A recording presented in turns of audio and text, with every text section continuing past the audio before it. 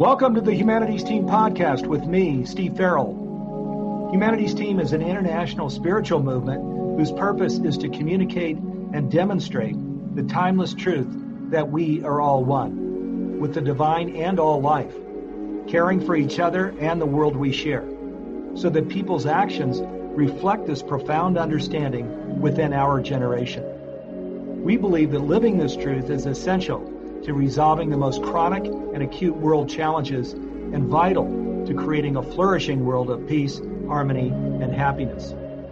We offer transformative education programs in personal and spiritual development, and we host an annual event called Global Oneness Day. Similar to Earth Day, which galvanized the global environmental movement, Global Oneness Day has become a catalyst for spiritual activism and an integral part of the present-day global oneness movement, which represents a profound new paradigm in human culture.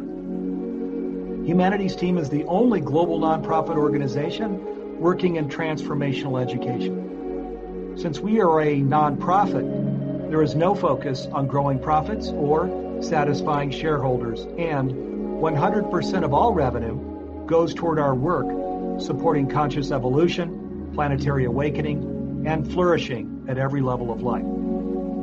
If you'd like to learn more about us or want to support our mission directly through donation or volunteering some of your time, please visit us online at humanitiesteam.org. And lastly, if you enjoyed this podcast, we'd be grateful if you'd leave us a review.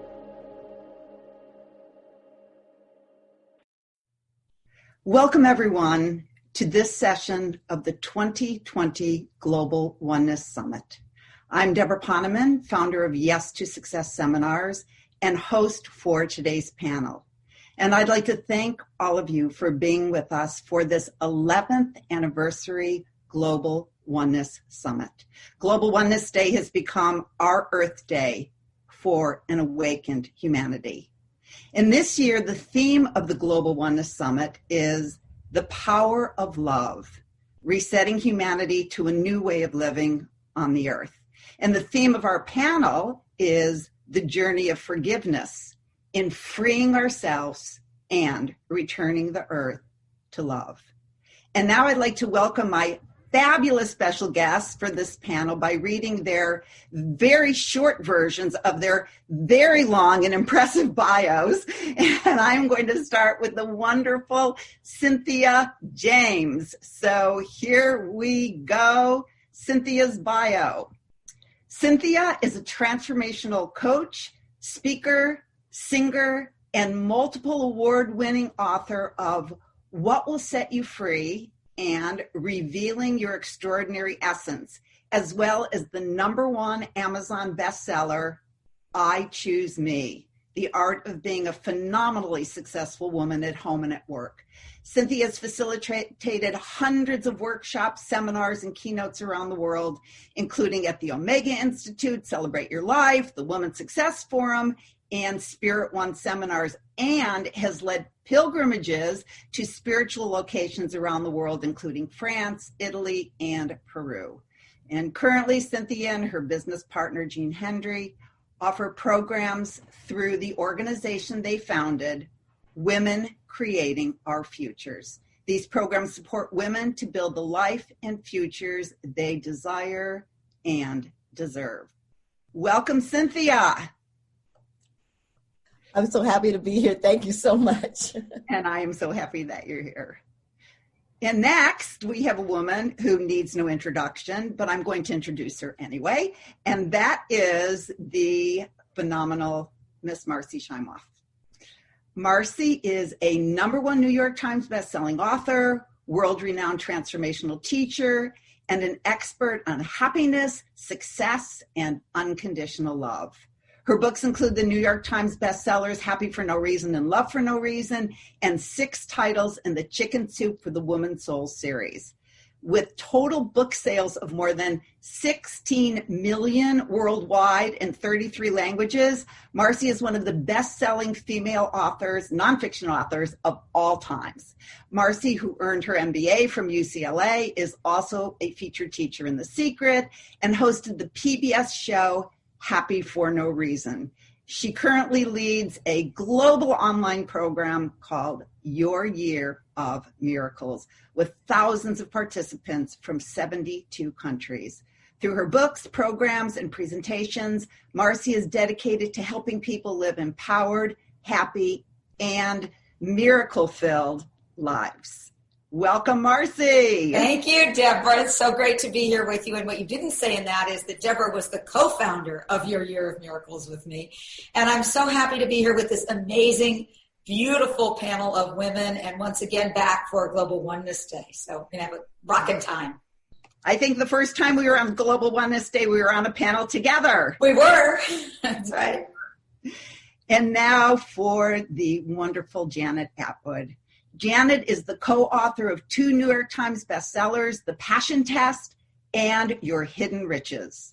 As an expert on what it takes to live a passionate life, she's presented her programs to hundreds of thousands around the world, alongside such luminaries as the Dalai Lama, Sir Richard Branson, Dr. John Gray, and Jack Canfield, among others.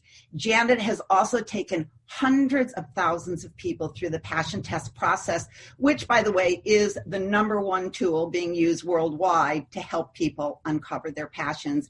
And she's the co-founder of the Passion Test certification program, which has more than 4,000 certified facilitators in 70 plus countries. Janet is also the creator of a brand new powerful program called Mastery of Self-Love. Janet has received numerous awards, including the World Peace Flame Award from Life Foundation International for her work in promoting world peace. Welcome, Janet. Thank you so much, and I just love that I got to be here with you and Cynthia and Katherine and Marcy. I mean, it's such an honor. Thank you. And it's an honor to be here with you. And last, we have the always brilliant Katherine Woodward Thomas.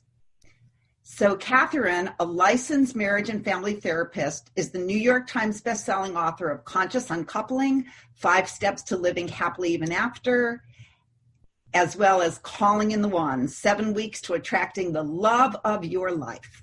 She's also the creator of the 5-step conscious uncoupling process, made famous by Gwyneth Paltrow and Chris Martin, and has had the honor of teaching hundreds of thousands of students in her virtual and in-person learning communities.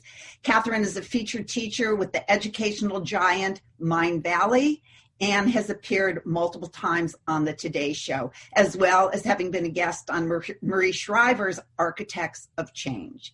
Katherine has trained and certified hundreds of Calling in the One and conscious uncoupling coaches, and is a Billboard charting #1 iTunes jazz artist with her CD Lucky in Love, which was released in 2019. So welcome, Katherine. Thank you. That's so sweet. Thank you for including my CD, which was a love project with the Corin brothers, who are amazing. Thank you. It's great to be here. Thank you for including me. And I love your CD. Had to mention it.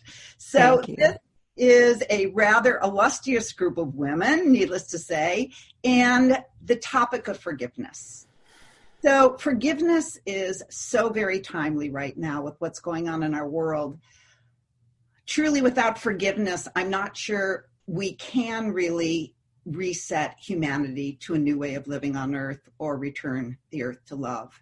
It's an interesting phenomenon when you want to be in a place of forgiveness around what's happening at the present time as people of color are being slaughtered in our streets without justification, and our political system is increasingly damaged by corruption and lies, when at the same time we're still trying to deal with our feelings around the enduring repercussions of, for example, the enslavement of our ancestors, of the slaughter of our families during the Holocaust, especially now that we know from the Human Genome Project that we not only carry the pain of our ancestors in our memories, but actually in our DNA. So let's start today's journey of forgiveness from an historical perspective, and perhaps we'll discover ways to forgive the unforgivable and uncover what that can mean in resetting humanity and returning the earth to love.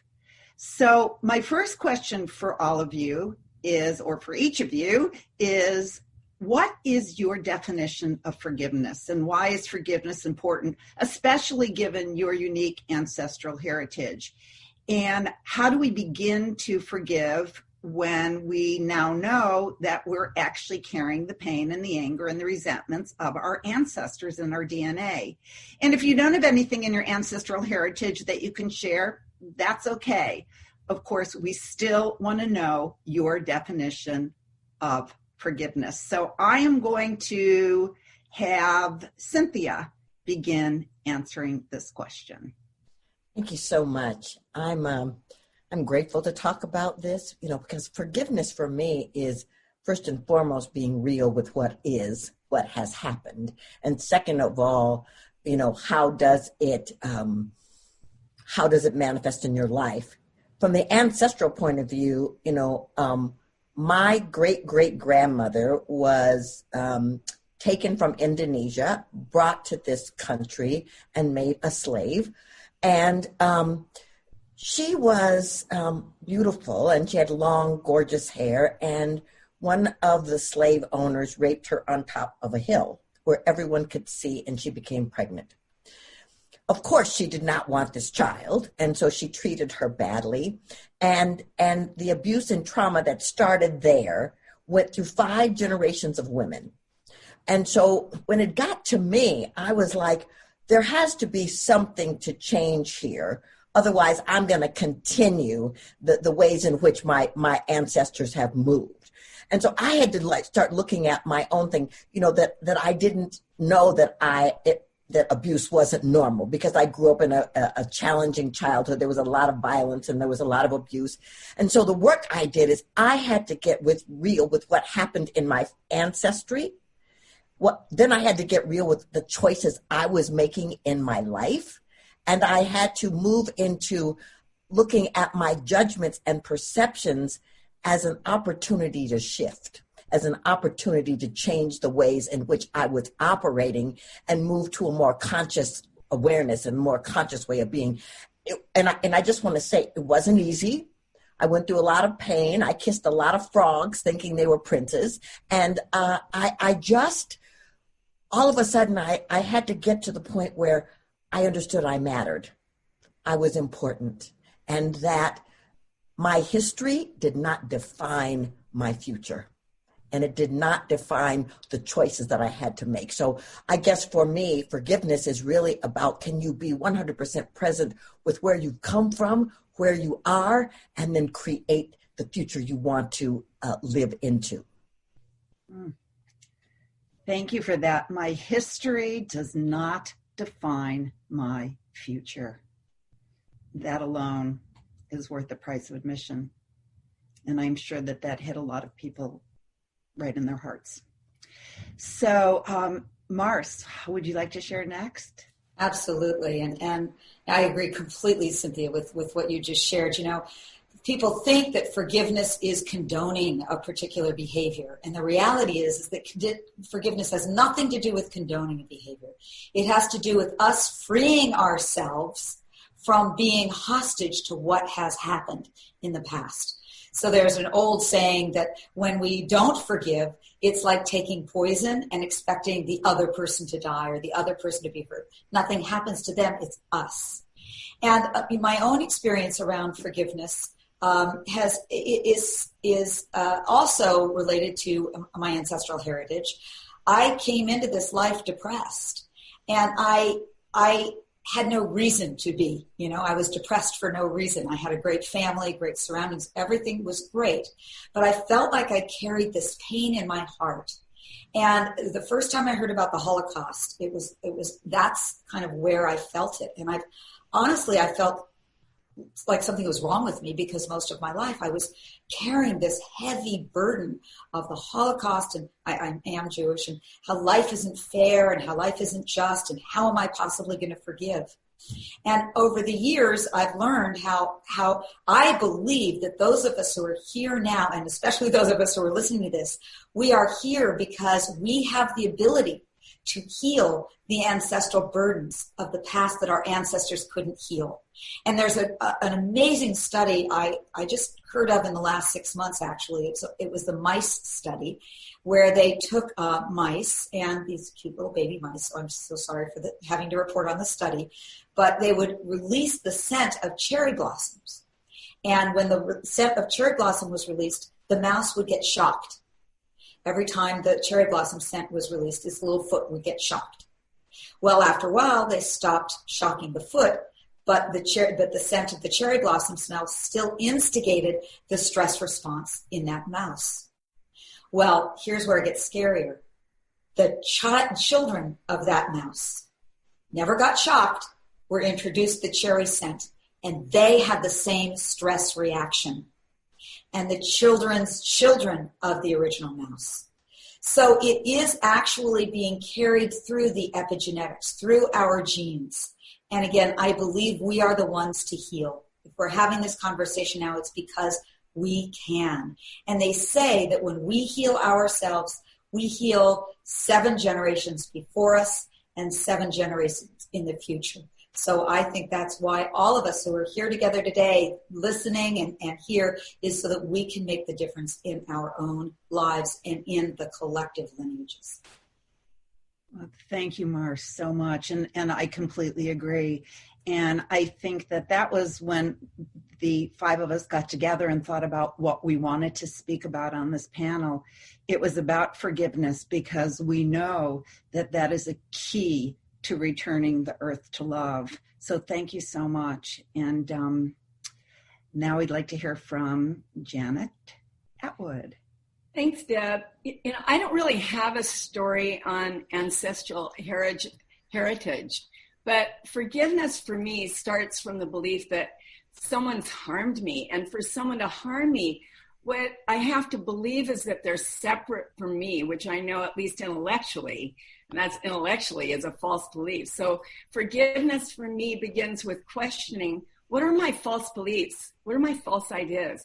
And when I do that, what I realize is I come to discover the one I need to forgive is myself. And what I see in myself, what happens when I do that is that love becomes the unifying value of my life, and it brings together what appears to be separate.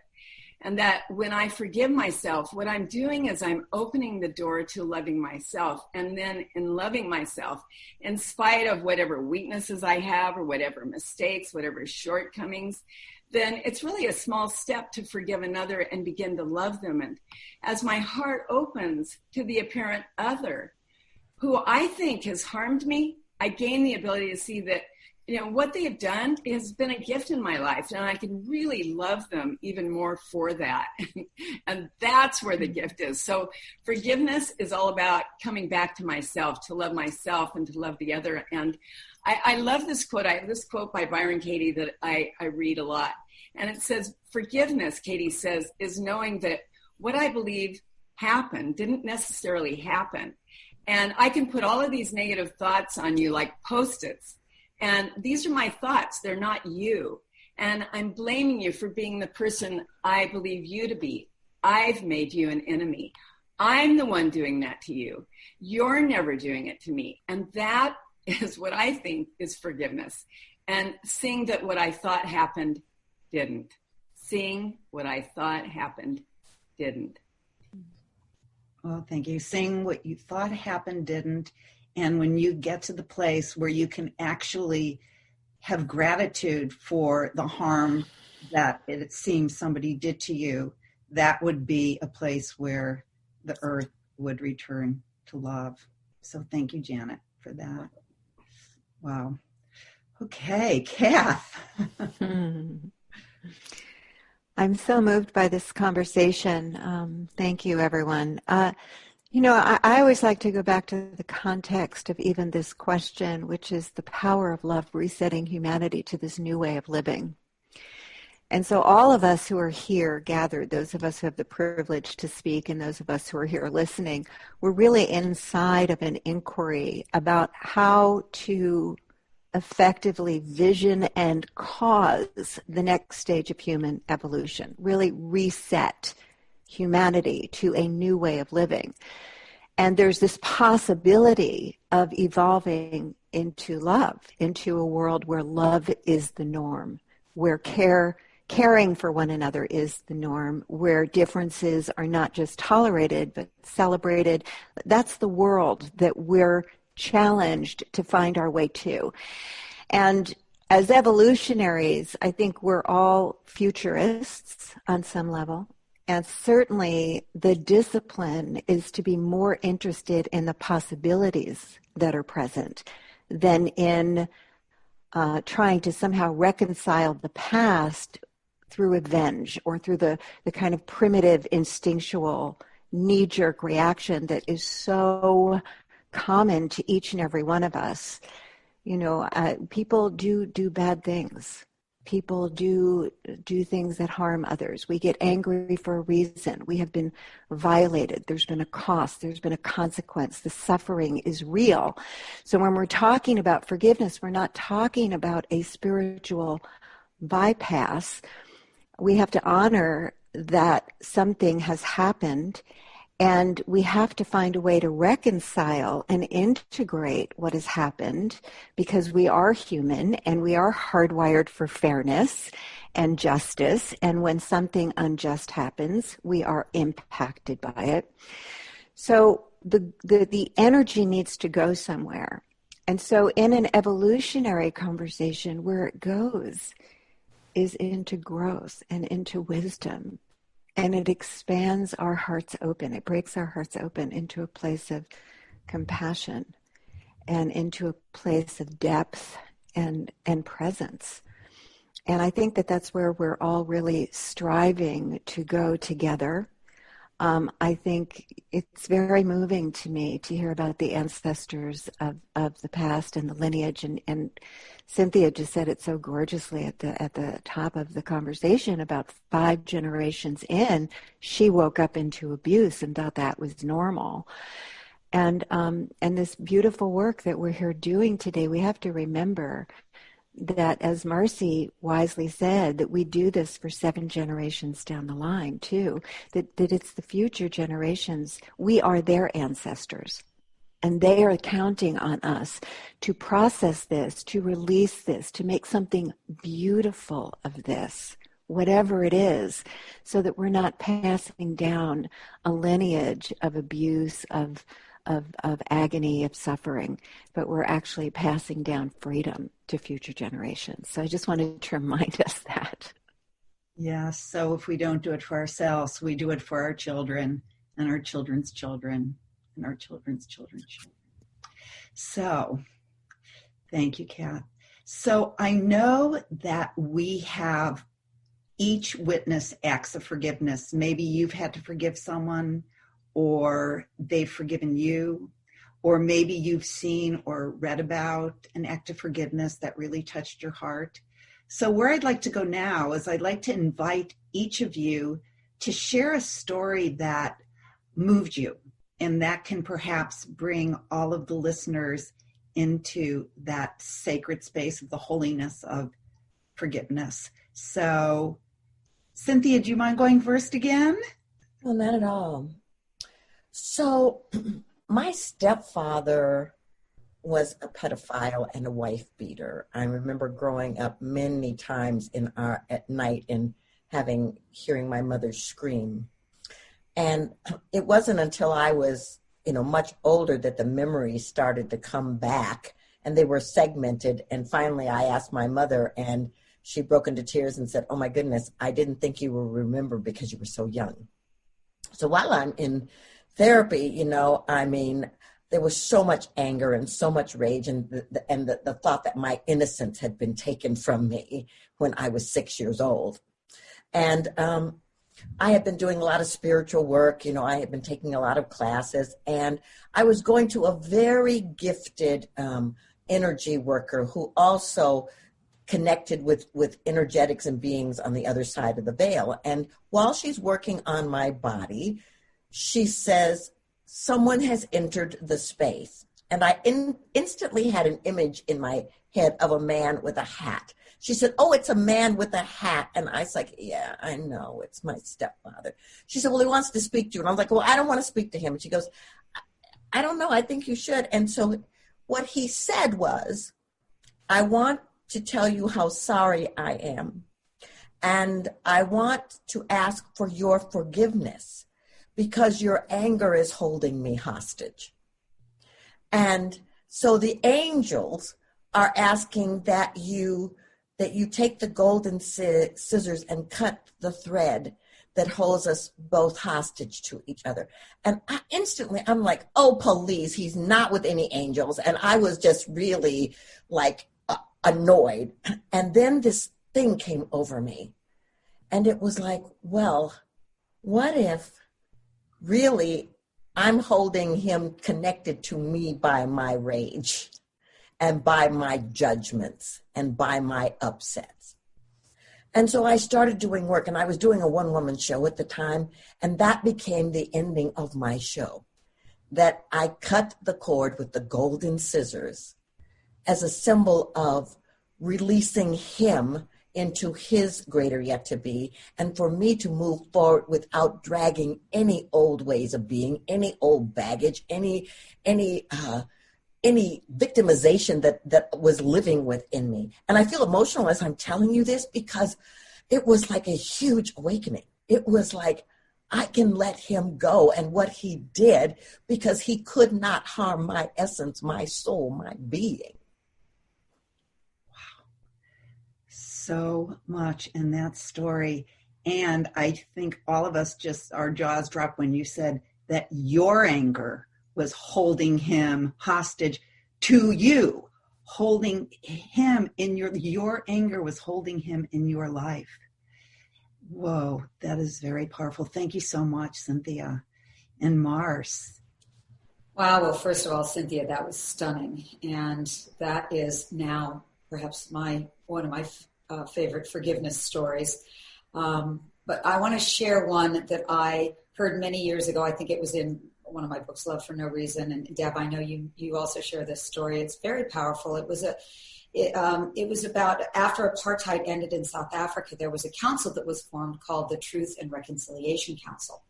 And it was to help people deal with the abuses and the violence that had happened.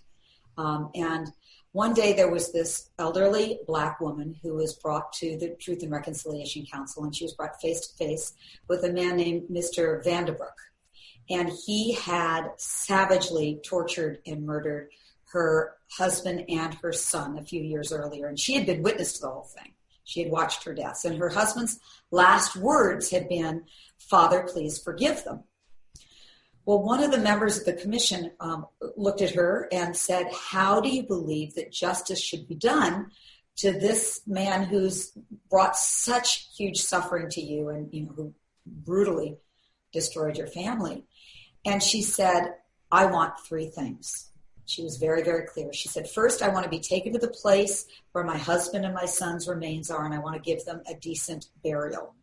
And then she said, "Second, I want Mr. Vanderbroek to know that he is forgiven." And I say that because this is also what my husband would have wanted.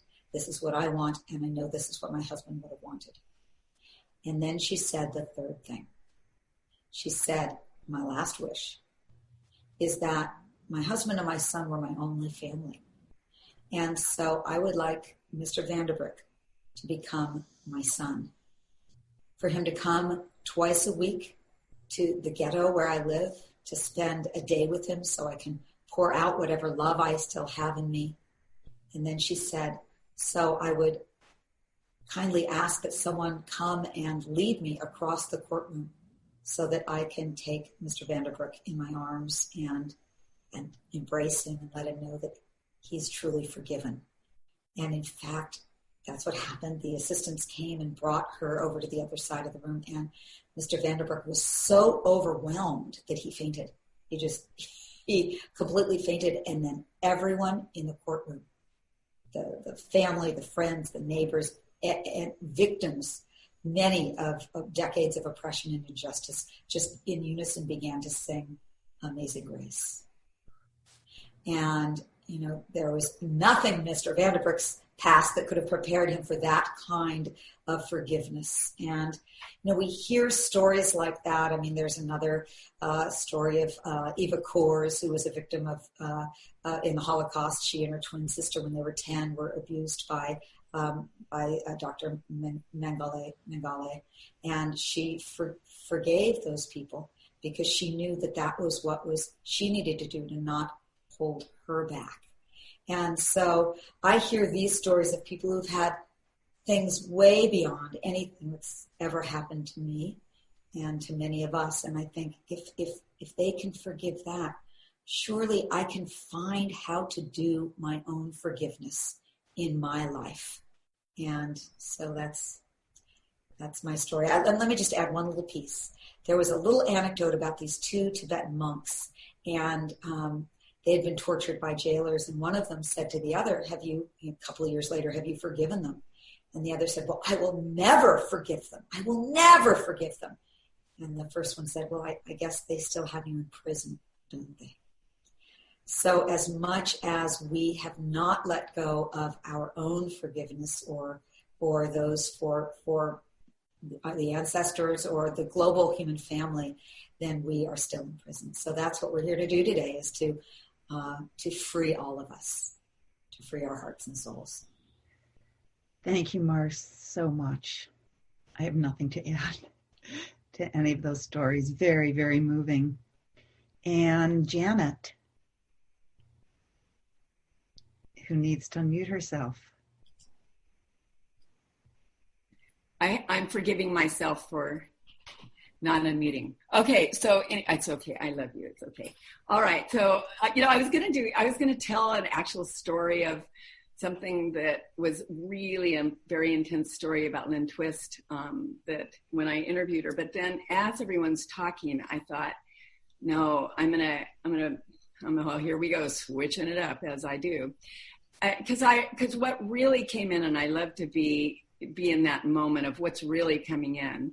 What really came in was a moment in my life where I was living with a boyfriend who I loved more than anything. I just thought, this is the one. He's so spiritual. He's so deep. He had been on a long spiritual course for many, many years. He was just, nothing's going to happen here. And this is after many shattered, not good relationships. So this guy, I knew he's the one.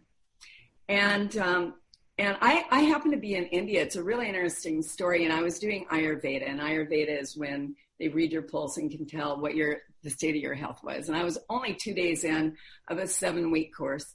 And the Ayurvedic doctor, Dr. Pankaj Naram, brings in these two shamans, these seers. And he says, I want you to meet these seers. And he says, they want to see pictures of anyone you have in your family. And I said, really? And your friends? I said, okay. And so I had all these pictures that I brought to India because, I'm gone for 7 weeks. And I'm showing them and I'm showing them. And then they stop at this guy, at my boyfriend. They say, who is that? I said, oh, that's my boyfriend. And they said, he's having multiple relationships. And I'm like, what? No, not this one. This one's the one. This one's the one. They said, no, he is. He's having multiple relationships. That was the most excruciating 7 weeks of my life, because I had to wait for 7 weeks, and you guys can imagine what it felt like. So I fly back to where I was living, and right when I get home, I'm in the middle of writing my book with Chris Atwood, From Sad to Glad, How to Stay Open in the Midst of Change. And I know my boyfriend, I'd asked him, are you da-da-da-da? He goes, no. I said, are you sure? Are you da-da-da? No. And then finally one day my computer broke and I had to borrow his. And I said, can I borrow your extra computer? And really very intuitive. And I just opened his computer up and boom, he had a bunch of different files, and I went right to the file, and there it was, busted, right? And I flip. I'm just like, unplug Janet Atwood. And I'm like, oh. And so I call Chris Atwood up, who is my go-to guy when I flip out. And I always like to do the work of Byron Katie, which is to undo your limiting beliefs. And the first question, you ask is, what disappoints, saddens, or frustrates you and why? And I'm like, I am angry at Mark because he's such a, you can imagine the word, and I won't say it here. But it starts with an A. And so Chris is starting to do this process with me. Mark is this guy is a blip. And I go, I get what? Yeah, you know he is. You know what he did. Da, da, da, da. And then I said, I can't even talk to you. You know he is. I was so upset and so hurt I couldn't even talk to him. And I said, goodbye, and hung up. And I knew that this had to be something big for me because I was so undone. So I called Chris up the next day and I said, Chris, could you please do the work with me? So again, he starts, this man is yes, he is. Can you really know that it's true? And then I started thinking, can I really know that it's true that he's this way? And then I started thinking about when we were moving into my house and we had got to the door, both of us, we were just moving in together. And he had turned to me and he had said, I just want you to know, I'm not 100%. But in my mind, I'm like, oh, well, you will be. I'll somehow seduce you. And what I realized in that moment was what a great gift he had given to me, because what I did was gave myself completely away. Because what was I worth? What did I deserve? I deserved someone who thought, you are the one for me. But what did I take? Scraps. So am I really going to be mad at someone or not forgive someone who's showing me how I am continuing to take scraps in my life? Absolutely not. As a matter of fact, I did so much inner work on him. 3 months later, I invited he and his girlfriend, and this is going to be a hard one for some of you, to Thanksgiving, and we had a lovely dinner because I really wanted to live and really live that no one can do anything to me. That's my job. I was the one that set that up. So that's my story on forgiveness. And I'm still doing the work on this is a practice. It's a practice for all of you listening. None of us, I know these girls, like we're working it. And it's a day by day, moment to moment. Am I wearing it or am I letting it go? Thank you, Janet. I think my next question is going to be practices that people could share with us, and you've already done it. So think of practice number 2. So thank you so much for that. Kath? Thank you. I had a boyfriend story too, because I think that, just the kind of devastation that can happen when you pour your heart and soul into someone and you put all your dreams into that relationship. And I had kind of an on and off again relationship with this man where we created this gorgeous nonprofit together in harmony with the homeless. That's how I met Cynthia. Cynthia was one of my mentors back then. And we actually brought music down to Skid Row and had people doing songwriting workshops. They were magical and transformative and really, really beautiful. And he and I kind of poured our heart and soul into this for 5 years. And I was completely in love with the difference we were making because it was really impacting people's lives. And I couldn't figure out how to leave him but not lose the organization, which I'd given so much of my heart to. And the worst thing happened. We broke up. He got the organization. I was enraged. And then adding insult to injury, he didn't do anything with it. So it was now dying for lack of activity. So I was beside myself. So this is right when I first started to create Calling in the One. It was right when I said, I'm going to set an intention to be engaged by my 42nd birthday. I was 41, 8 months out, no prospects for a husband, completely an unreasonable intention to set, which I think are really the ones that we should be setting all the time. So I set this intention and I go on this meditation retreat with our friend Michael Beckwith. Many of us know Michael. And usually Michael does this annual 3-day New Year's Eve retreat. And I know that I am not about to bring the baggage of this into my next relationship. I know that the job is not running out to find someone to become a space for love. And I knew I had to let this go.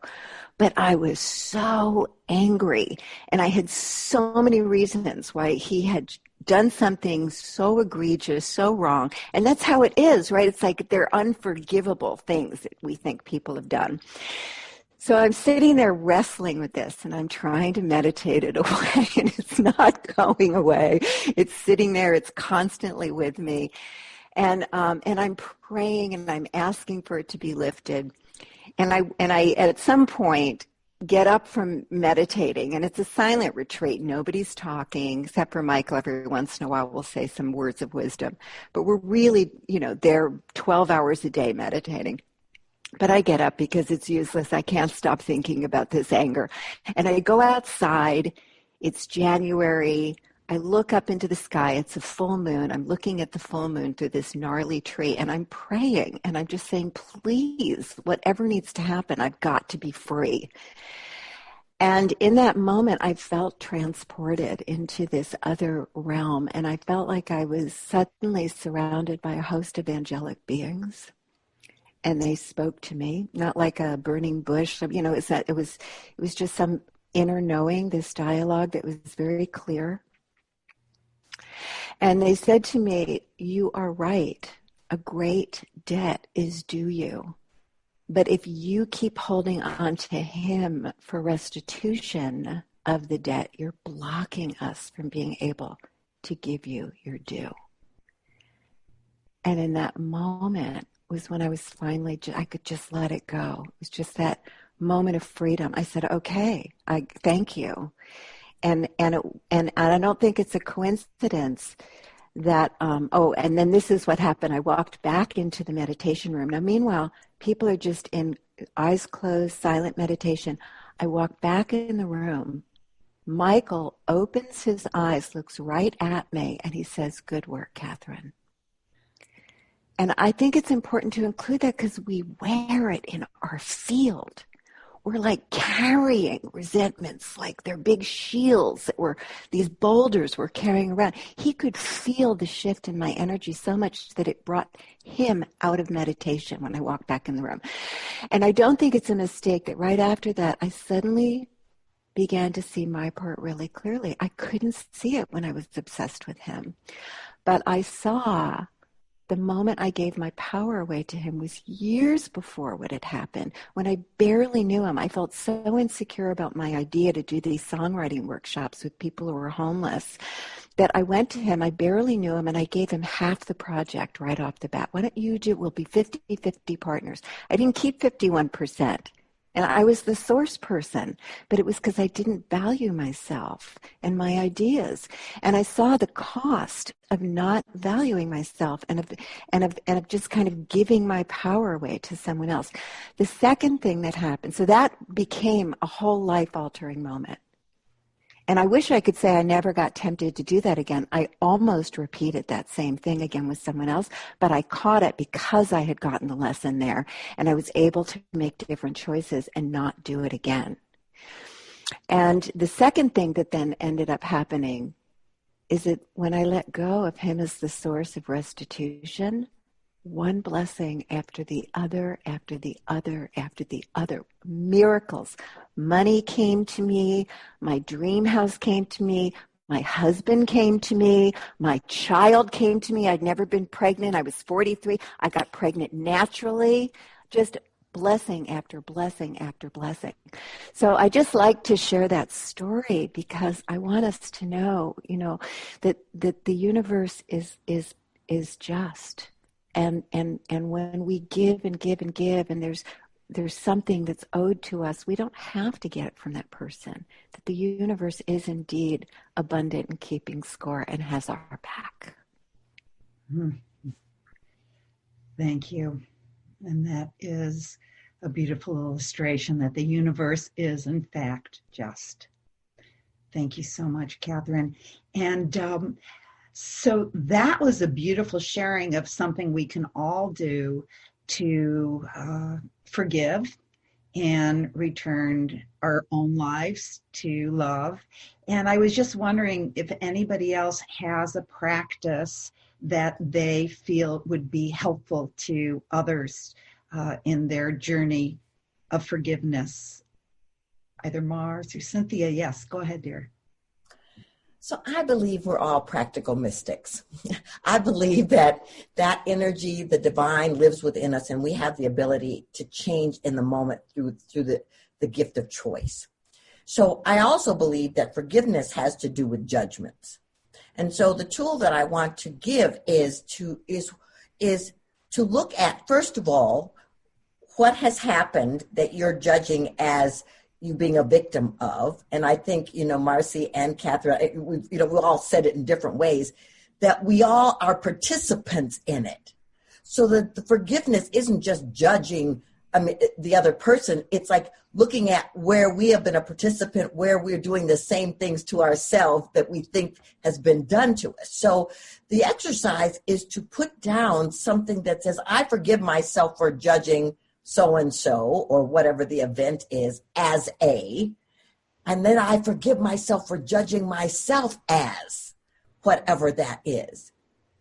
And then the second thing is because I'm choosing to let go of condemnation, the thoughts of abuse, the thoughts of victimization, and I'm choosing to love myself. I'm choosing to honor myself. I'm choosing to lift myself. I'm choosing to call in what I deserve. I love what Katherine said, because the minute she did that, she called in and the universe just poured it out. So whatever you're judging about the other person, for my stepfather, I judged him as an abuser and a wife beater. And then I had to look at, where was I abusing myself? Where was I beating myself up? And could I let go of those judgments of being a victim of anything and call in who and what I deserve in life? And so my life today is completely different than my childhood just by using that exercise. Oh, thank you so much. We can all do that. Whoa, Mars. Yeah.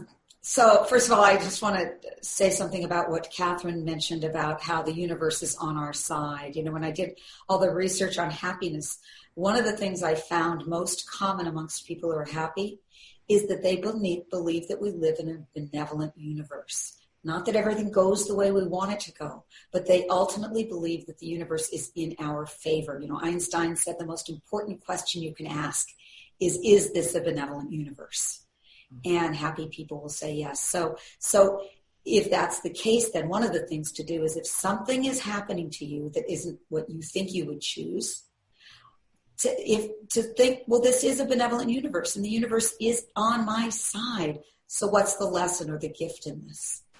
So that's one thing. But the other thing that I just want to share is the most powerful practice that I've ever used around forgiveness. And I know there's lots of practices out there. And I think that what we do is it's a smorgasbord of practices, and you go and you pick the one that works best for you. What resonates with you, or what resonates with you this month. Maybe next month it's a different practice.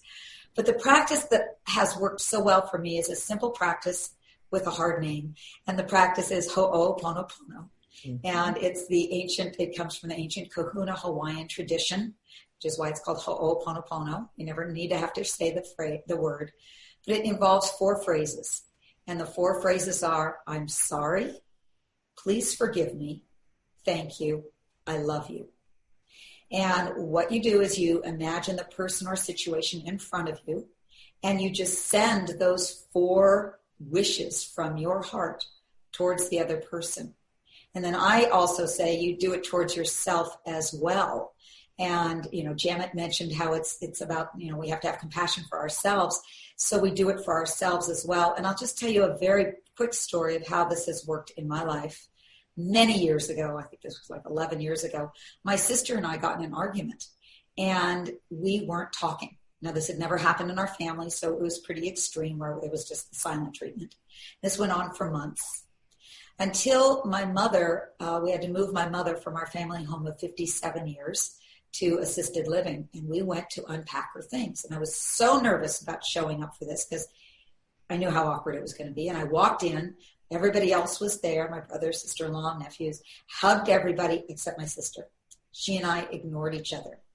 And we did that all morning. And it was really uncomfortable because it was a really tiny little apartment. And finally, after a few hours of this, I couldn't take it. And so I went to my car to just take a break. And I remembered Ho'oponopono. And I sat in the car, and for about 5 minutes, I just sent those phrases, I'm sorry, please forgive me, thank you, I love you, towards my sister, and then a couple minutes towards myself. And it's as though something broke wide open. And I realized that my sister wasn't mad at me for what I had done a few months earlier. It was a lifetime of a pattern that I hadn't recognized my part in. And I felt so much compassion and love for her.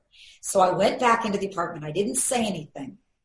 And I promise you, no more than 3 minutes after I'm back, my sister comes over to me out of the blue, takes me by the hand, and says, let's go into Mom's closet and unpack Mom's clothes together, which is what we did. And then an hour later at lunch, she hands me her baked potato and says, here, Marcy, you have mine. I know you like these more than I do. And I later on went to my brother. I said, what did you say to her while I was gone?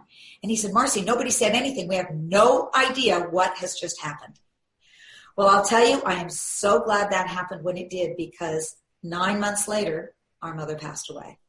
And we found ourselves back in that same closet, this time packing up Mom's things as she had died. And I can't imagine what that would have been like had my sister and I not had that breakthrough. So I have seen miracle upon miracle doing that simple process. I'm sorry, please forgive me, thank you, I love you.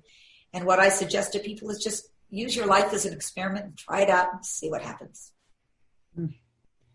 Thank you, Marcy, so much. It's very touching, this story around your sister and you. So, Janet. Thank you, Debs. One of the things that I've felt really strong about is really starting to understand what separation means. And I must say that word about 20 times a day, I'm sure of it, when I'm training others. Because I came to realize that my belief that others are separate from me, or the things that happen in my life are separate from me, was what was causing all my unhappiness. So for years, one of my practices, whenever I felt contracted, is to ask myself, what do I need to do, be, or become in order to fall in love with this moment right now? What do I need to do or be or become in order to fall in love with this moment right now? And when I did that, and when I do that, I begin to see that everything in my life is something that absolutely can be loved, even things that others would call terrible. And I began to see how that everything that happens helps me to absolutely know myself more deeply. Everything's happening for me, again, not to me. So I can feel more connected and more in love and more just feeling centered with the divine. And as that love has grown, then the need to actually forgive anyone has naturally fallen away, because there's no one left to forgive. And while working with Byron Katie, I was her marketing director for a number of years, and I heard her saying many, many times that everything happens for me, not to me, that God is good, God is everything, and there are no mistakes in the universe. And when I heard that, I started to take each tragedy and I'd write them down. Any intense experience, I'd write it down. And I'd really start to see, okay, how is that working for me, not to me? Because I can't do anything about the past. So this is not about right or wrong. It's about what is.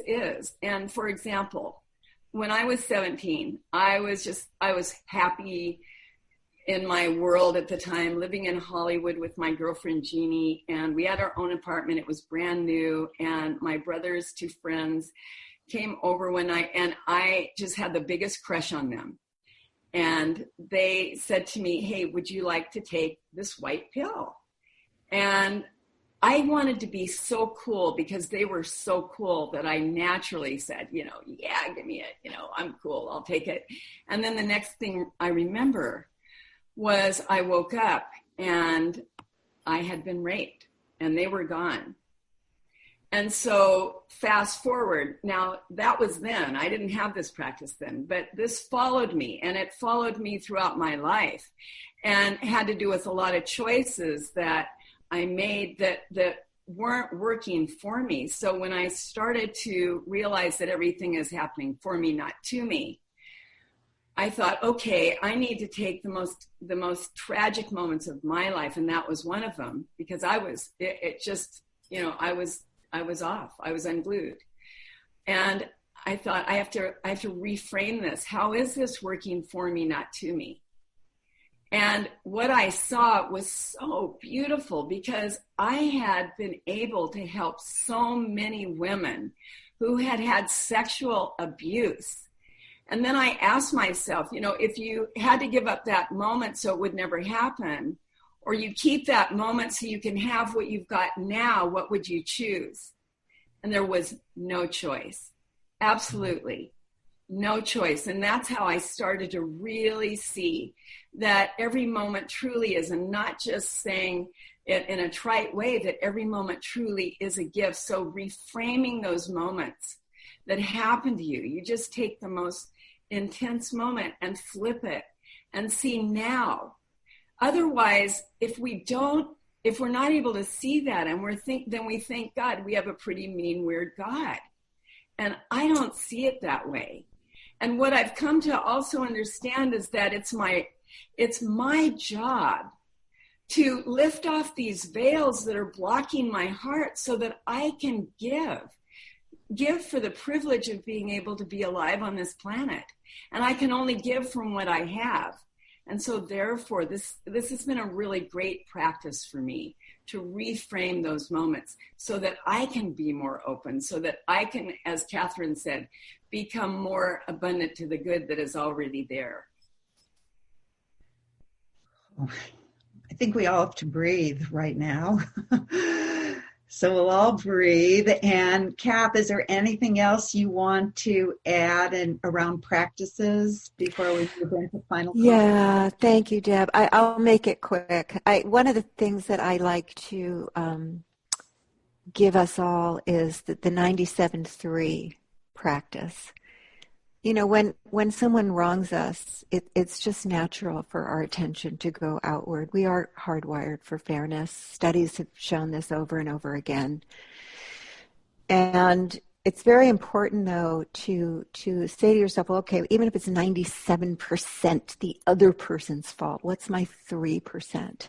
And very often that 3% is very covert. I didn't speak up. I didn't ask the right question. It's kind of what Janet modeled for us. Well, he said I wasn't 100%, and I kind of minimized the red flags.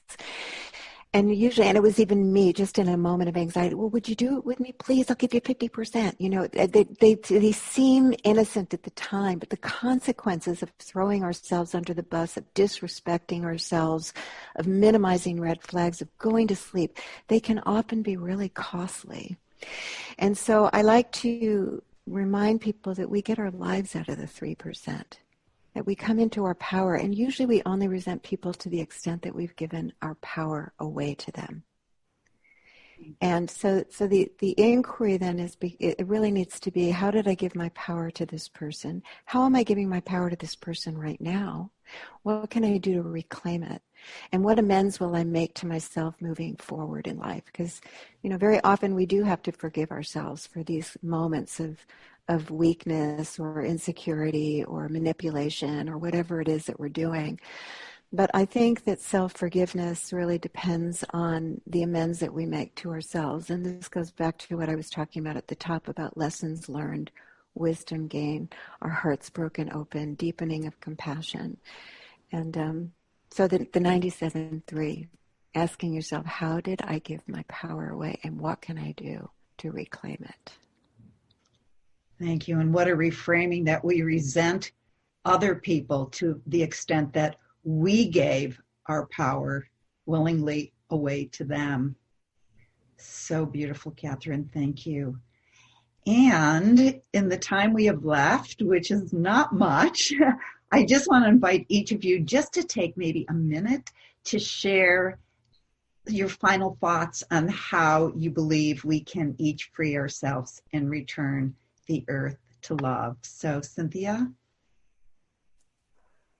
So I believe that we're all masterpieces in the making, that we are here by a divine appointment, that we are here to bring our best light, and we're here because we're essential. Without us in this moment, there would be a hole. So my thing is stay awake. Deepen your spiritual practice. Remember that we are interconnected. If one hurts, we all hurt. And the more awake, the more loving, the more kind, the more gracious, the more in harmony we are with every aspect of our life, we model that for others. And that there's the littlest thing, it's like treat others the way you want to be treated. Speak to others the way you want to be spoken to. Honor others the way you want to be honored. See in others how you want to be seen. And so for me, it's like, if we are masterpieces, why not be the most brilliant, powerful, dynamic expression that we came here to be? Amen. Thank you. Marcy? Oh, well, Cynthia, that was so beautiful. I think one of the ways that we can all do this together is we reflect each other, we mirror each other. So spend time with those around you who you believe are masterpieces, who bring that out in you. And I feel like, every single one of you who's on this panel right now, I've been in some kind of a mastermind or support group with each one of you at some point in my life. You are the people that I want to surround myself with. And there are more and more people, like-minded people, who are here for each of us to free ourselves, because as we free ourselves, that is how we free the world. Don't think it's selfish to focus on lighting up your own light, because there is emotional contagion. The people around us catch our emotions just like they catch our colds. So let us be the light. And there's a Chinese proverb that Deb, you've heard me share a million times, but I think it's perfect for this. It really illustrates this. It says, when there is light in the soul, there will be beauty in the person. When there is beauty in the person, there will be harmony in the house.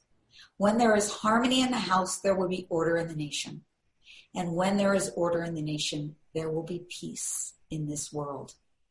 And my prayer for all of us, I know everybody here's prayer for everyone here, is that we all know the light in our souls by freeing ourselves through forgiveness and compassion and love, so that we can help bring peace to this planet of ours that so needs it right now. Thank you. And yes, I have heard it, maybe not a million, but every time I hear it fresh. And right now on the planet is a really important time to really listen to the words in the prayer. Amen. Yeah. So Janet. Yeah, thank you, Debs. And Marcy, that was so beautiful. And boy, just being with all of you is just such an honor. Mine is very simple, and it's just be kind to you. And be kind to you because as you treat you, you treat everyone. So the only person you have to really focus on, and like Cynthia said, is yourself. Have your practices. What are the different rituals that you do in your day? I know Marcy practices gratitude every single day. I know every one of these women have all kinds of tools that they use so that they can undo whatever limiting belief is going on.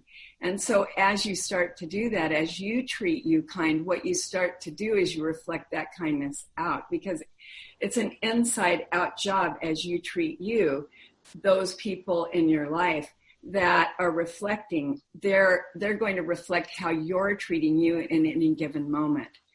And I love this quote by my master's master, Guru Dev. And I'm just going to say a few short words of this quote, but I love it so much. He said, "To get a human body is a rare thing. Make full use of it. There are 8 million kinds of lives a soul can gather. After that, one gets a chance to be human, to get a human body. Therefore, one should not waste this chance. Every second of human life is very valuable, and if you don't value this, then you will have nothing in hand and you will weep in the end.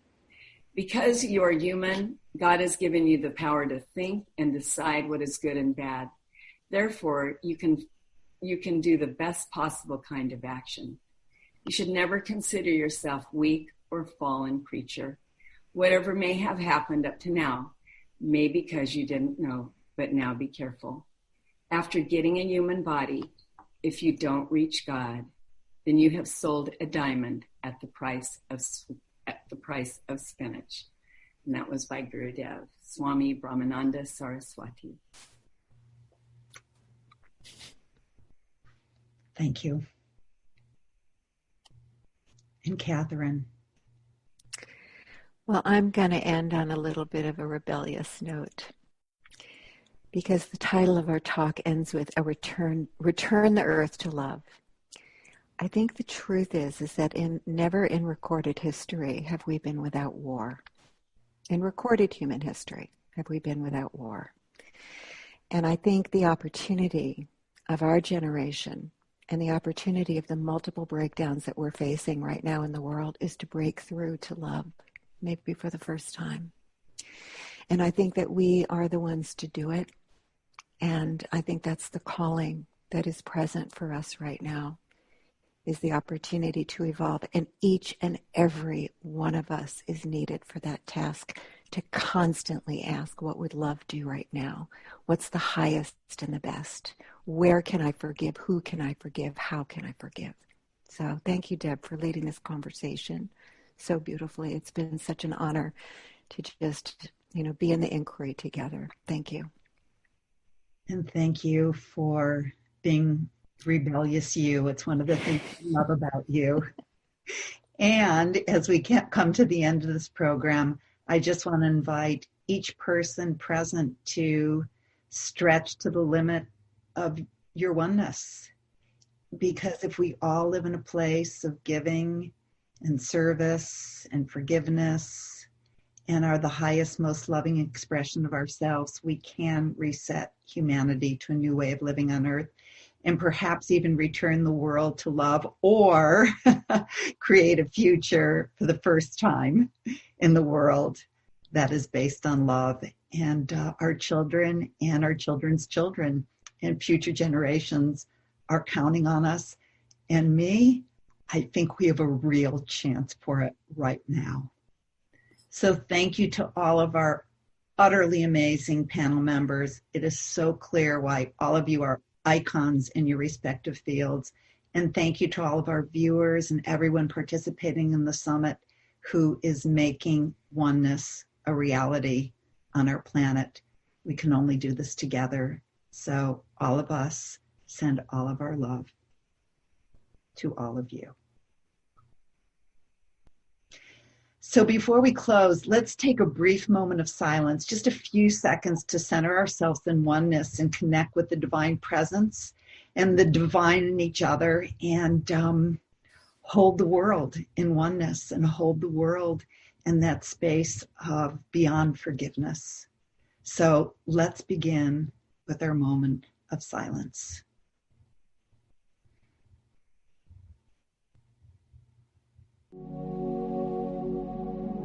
If you'd like to receive all of our new podcast episodes, please click on the subscribe button. To find out more about Humanities Team transformational education programs and about how you can help support our mission, please visit us online at humanitiesteam.org, where you can also sign up for our email list so we can let you know about our free online events and other news about what we're up to each week. And again, if you enjoyed this podcast, please leave us a review. Thank you.